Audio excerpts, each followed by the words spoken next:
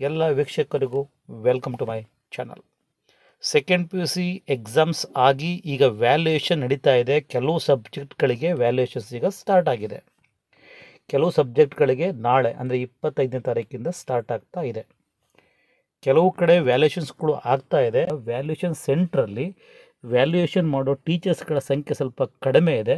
ಹಾಗಾಗಿ ನಾಳೆಯಿಂದ ಯಾರು ಈಗ ಆಬ್ಸೆಂಟ್ ಆಗಿದ್ದಾರೋ ಅವ್ರಿಗೆ 25th ಪ್ರೆಸೆಂಟ್ ಇರಬೇಕು ಅಂತ ಹೇಳಿ ನೋಟಿಫಿಕೇಷನ್ ಇಶ್ಯೂ ಆಗಿದೆ. ಹಾಗಾಗಿ 25th ಎವ್ಯಾಲ್ಯೂಯೇಟರ್ಸ್ ಸಂಖ್ಯೆ ಜಾಸ್ತಿ ಆಗುತ್ತೆ. ಆಗ ವ್ಯಾಲ್ಯೂಯೇಷನ್ಸ್ ಬೇಗ ಮುಗಿಯುತ್ತೆ. ಸದ್ಯಕ್ಕೆ ಅಧಿಕೃತವಾಗಿ ಸಿಕ್ಕಿರೋ ಮಾಹಿತಿ ಪ್ರಕಾರ ಸೈನ್ಸ್ ಸಬ್ಜೆಕ್ಟ್ನಲ್ಲಿ, ಕೆಮಿಸ್ಟ್ರಿನಲ್ಲಿ ಗ್ರೇಸ್ ಮಾರ್ಕ್ಸ್ ಅಧಿಕೃತವಾಗಿ ಕೊಡ್ತಾ ಇದ್ದಾರೆ. ಅದು ಪಿ ಯು ಬೋರ್ಡು ಮುಂಚೆ ರಿಲೀಸ್ ಮಾಡಿದ್ದ, KSEB ಮುಂಚೆ ರಿಲೀಸ್ ಮಾಡಿದ್ದ ಸ್ಕೀಮ್ ಆಫ್ ವ್ಯಾಲ್ಯೂಯೇಷನಲ್ಲಿ ಅದು ಇರಲಿಲ್ಲ, ಗ್ರೇಸ್ ಮಾರ್ಕ್ಸ್ ಇರಲಿಲ್ಲ. ಬಟ್ ಈಗ ಗ್ರೇಸ್ ಮಾರ್ಕ್ಸ್ ಸಿಕ್ಕಿದೆ. ಅದು 2 ಮಾರ್ಕ್ಸ್ ಕ್ವಶನ್ಸ್ ಅಲ್ಲ, 3 ಮಾರ್ಕ್ಸ್ ಕ್ವಶನ್ಸ್ ಅಲ್ಲ. MCQನಲ್ಲಿ ಕೆಮಿಸ್ಟ್ರಿನಲ್ಲಿ ಒಂದು ಕ್ವಶನ್ಗೆ ಗ್ರೇಸ್ ಮಾರ್ಕ್ಸ್ ಸಿಕ್ಕಿದೆ.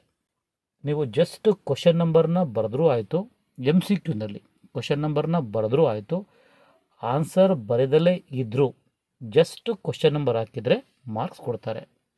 ಸಪೋಸ್ ನೀವು ಕ್ವಶನ್ ನಂಬರೇ ಬರೆದಿಲ್ಲ, ಮಾರ್ಕ್ಸ್ ಕೊಡೋದಿಲ್ಲ. ಹಾಗಾದರೆ ಬೇರೆ ಸಬ್ಜೆಕ್ಟ್ಗಳಿಗೆ ಗ್ರೇಸ್ ಮಾರ್ಕ್ಸ್ ಇಲ್ವಾ? ಅದ್ರ ಬಗ್ಗೆ ಅಧಿಕೃತವಾಗಿ ಇನ್ಫಾರ್ಮೇಷನ್ ಬಂದಾಗ ಅದ್ರ ಬಗ್ಗೆ ವಿಡಿಯೋ ಮಾಡ್ತೀವಿ. ಚಾನಲ್ ಸಬ್ಸ್ಕ್ರೈಬ್ ಮಾಡ್ಕೊಂಡಿಲ್ಲ ಅಂದರೆ ಸಬ್ಸ್ಕ್ರೈಬ್ ಮಾಡ್ಕೊಂಡಿರಿ. ರೈಟ್, ಈಗ ಕೆಮಿಸ್ಟ್ರಿನಲ್ಲಿ ಯಾವ ಕ್ವಶನ್ಗೆ ಗ್ರೇಸ್ ಮಾರ್ಕ್ಸ್ ಕೊಡ್ತಾ ಇದ್ದಾರೆ ಅಂದರೆ 7th ಕ್ವಶನ್ಗೆ, 7ನೇ ಕ್ವಶನ್ನು MCQನಲ್ಲಿ 7th ಕ್ವಶನ್ಗೆ ಗ್ರೇಸ್ ಮಾರ್ಕ್ಸ್ ಸಿಕ್ಕಿದೆ. ಅಧಿಕೃತವಾಗಿ ಅನೌನ್ಸ್ಮೆಂಟ್ ಆಗಿದೆ. ಆ ಕ್ವಶನ್ಗೆ ಗ್ರೇಸ್ ಮಾರ್ಕ್ಸ್ ಸಿಕ್ಕಿದೆ. ನೀವು ಕ್ವಶನ್ ನಂಬರ್ನ ಬರೆದಿದ್ರೆ ಸಾಕು. ಆನ್ಸರ್ ಬರೆದಲ್ಲೇ ಇದ್ದರೂ ಓಕೆ. ಅಥವಾ ಕ್ವಶನ್ ನಂಬರ್ ಬರೆದಿದ್ದೀರಾ, ಆನ್ಸರ್ ಬೇರೆ ಬೇರೆ ಬರೆದಿರ್ತೀರ, ಅದಕ್ಕೂ ಮಾರ್ಕ್ಸ್ ಕೊಡ್ತಾರೆ.